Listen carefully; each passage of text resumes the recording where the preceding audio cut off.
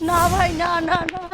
মা, ঘরে বসে খাও আর খাও, কাজ করো। আমার বাবা অনেক বড় ভুল করেছে, এই সম্পত্তি সব তোর নামে লিখে দিয়ে। এখন তোদের এই মা বেটিকে আমি খাটিয়ে মারবো। আমাদের উপর অত্যাচার। মামা দেখো, একদিন তোমার এই অহংকারের পতন হবে। আমার ছেলেই একদিন আমাদের বদলা নেবে। হ্যাঁ রে মূর্খ, হাসিস না, এটাই হচ্ছে বিধির লেখা। সাধু বাবা, হ্যাঁ, আমাকে ডাকতে হয় না, আমি হলাম অন্তরে আমি সাধু। আর হ্যাঁ, আমি এটা বলে যাচ্ছি, তোর ভাগিনের হাতে হবে তোর মৃত্যু। মুখ সামলে কথা বলো সাধু বাবা। এটাই বিধির লেখন। হর হর মহাদেব। হ্যাঁ হ্যাঁ, আমার ভাইকে ছেড়ে দাও বাবা। আমার নাকি মৃত্যু হবে বাচ্চার হাতে। ভাই, এই ফাঁকা রাস্তায় যেন কুত্তায় ছিঁড়ি খায়। ছোট বাচ্চা, আরে এত ছোট বাচ্চা কে ফেলে রেখে গেছে? আমি তো ভিক্ষা করে বেড়াই, কিন্তু এই বাচ্চাকে কিভাবে মানুষ করবো? ভগবান যা করবে দেখা যাবে।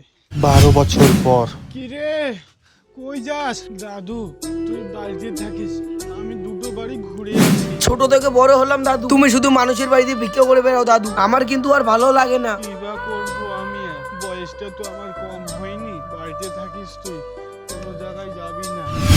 আমার নাকি মৃত্যু হবে। আজকে 12 বছর তো কেটে গেল।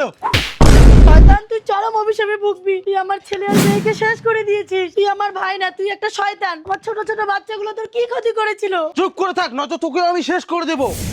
সাধু বাবা, তুমি কি জানো আমার জন্ম থেকে আমার দাদু কেন ভিক্ষা করে বেড়ায়, আর আমি কোনোদিনও আমার মা বাবাকে দেখলাম না, আর আমার সাথে এরকম কেন হয়? না রে বাবা, তোর দাদু তোকে পেয়ে খুব কষ্ট করে মানুষ করেছিল। যা, তোর মায়ের কাছে তুই যা। হ্যাঁ, মা, কিছু ভিক্ষা পারলে দে রে বাবা। এই বুড়ো, মটকা গরম করিস না, এখান থেকে চলে যা। ভিক্ষা? দাঁড়াও মামা, তুমি চিন্তা করো না মা, আমি চলে আসছি। হ্যাঁ? আমার ছেলে? তুই এত দূরে কিভাবে চলে আসলি রে? দাঁড়াও দাদু, এটাই আমার আসল বাড়ি। হ্যাঁ, একে আমি রাস্তায় পেয়েছি। তার মানে তুই সেদিন, আজকে কোথায় যাবি তুই আমার হাত থেকে?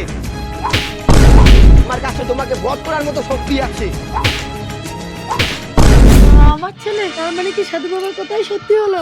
দাদু, তুমি যেও না, তুমি এখন থেকে আমাদের সাথেই থাকো। তাই তো, বিধির লেখন কেউ খণ্ডন করতে পারে না।